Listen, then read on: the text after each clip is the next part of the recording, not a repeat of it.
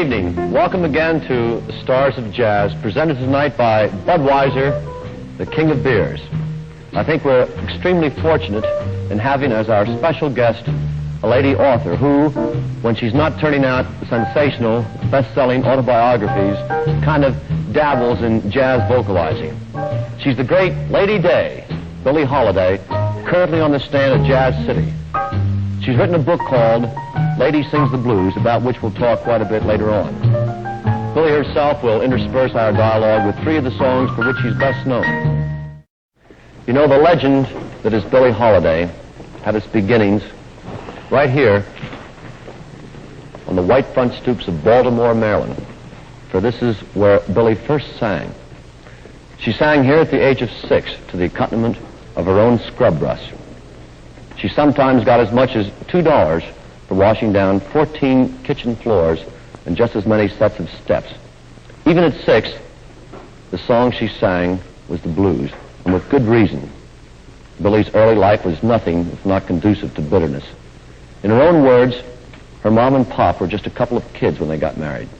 He was 18, she was 16, and Billie was 3.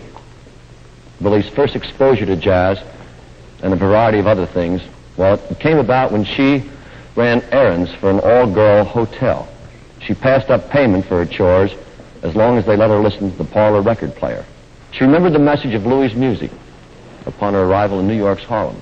As Billie puts it, she was 13 years old, a hip kitty, and traveling light when she hit New York all by herself in the summer of 1927.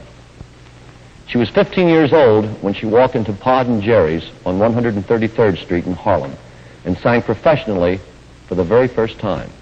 She was 15 when she left her childhood behind her and people first heard this.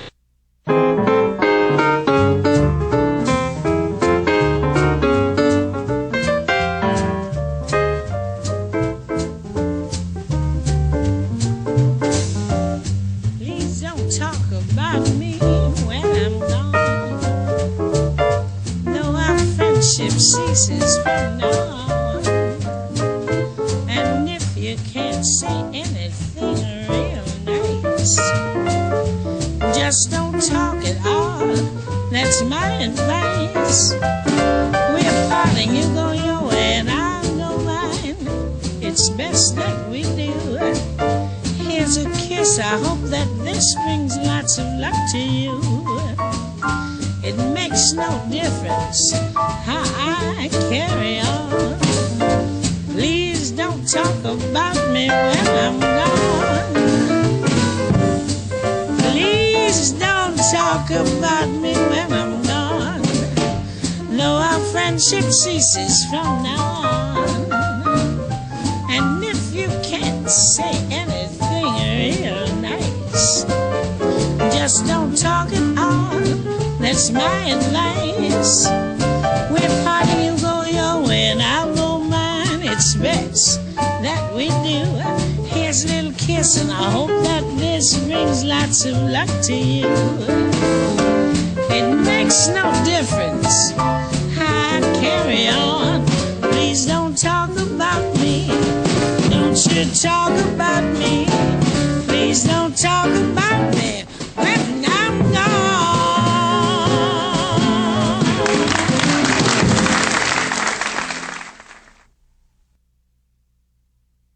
Now, there's a line from a popular song, not a blues, that goes, "Then from the jail came the wail of a downhearted frail."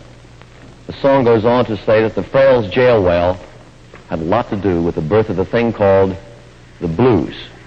The truth of the matter is that while the blues certainly were nurtured in places like corrective institutions and gloomy saloons, they really and truly had their beginnings somewhere in the deep rural South among the Negro field hands.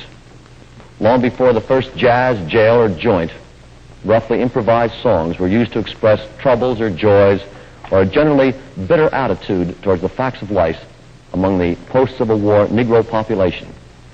These songs were truly the things that gave birth to the blues. If the fields hand were responsible for the conception of the blues, then people like Ma Rainey, Chippy Hill, and the great Bessie Smith were its governesses. The blues expressed the longings, the frustrations, and even the happy feelings of the downtrodden. They'll continue to do so because of people like the greatest of all the present-day blues singers, Billie Holiday. So let's listen as Lady Sings the Blues.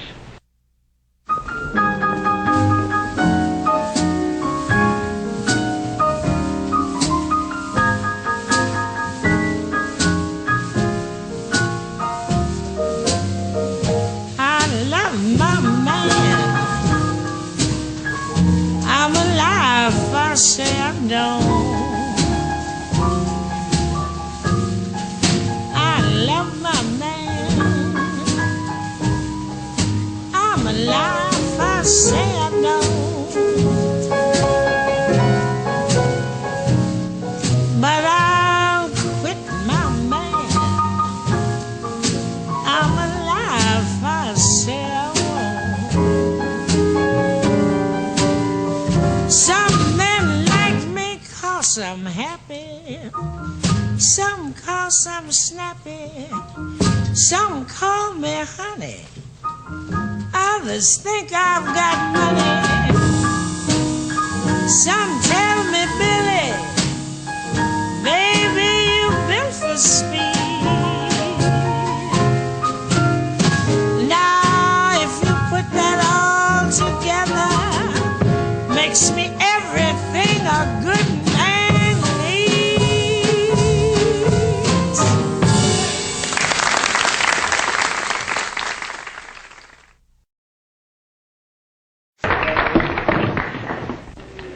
And what about the book itself?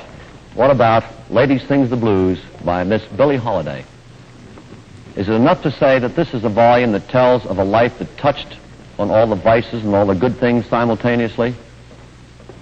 Should it be added that a similar story might have been written by any number of Billie's kind who make their living in the world of jazz? Or can it be said about Lady Sings the Blues that it's a factual piece that strives to teach a moral lesson by striking out against oppression, circumstance, and bigotry? Whatever the approach to an appraisal of the work, all we can say is that we read it and we were tremendously impressed. We'll leave the analyzing to the sociologists. There's one thing, however, about Lady Sings the Blues that we certainly can't pass up. It's the very last line in Billie's book, and it reads, "Tired? You bet. But all that I'll soon forget with my man." Well, the man Billie is talking about is her husband, Louis McKay. In her story, Billie says, "God has blessed you when he let you believe in someone, and I believe in Louis." By her own admission, if it weren't for Louis McKay, Billie Holiday probably wouldn't be here tonight. But all that, reformatories, backstreets, heartbreaks, and narcotics, she'll soon forget too with her man.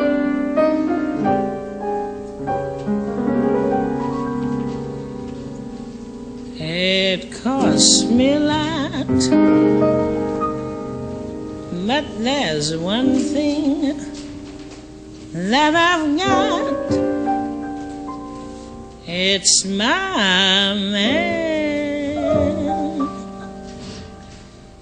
It's my man. Cold or wet, tied your bed. All of this I'll soon forget with my man. He's not much on looks.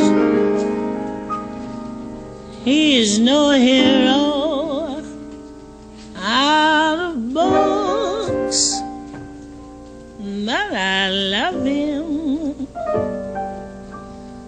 Yes, I love him. 2 or 3 girls has he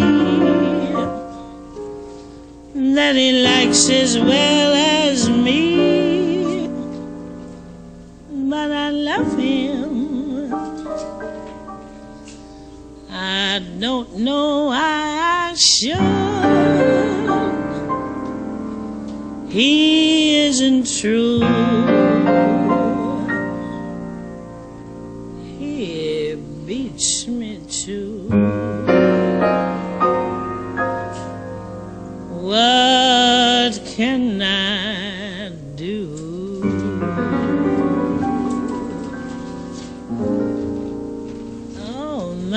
man, I love him so.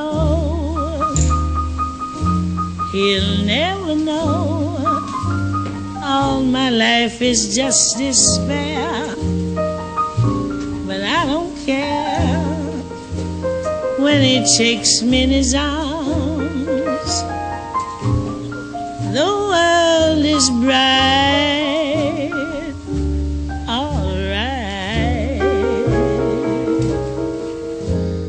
What's the difference if I say I'll go away when I know I'll come back on my knees someday? For whatever my man is, I'm his forever.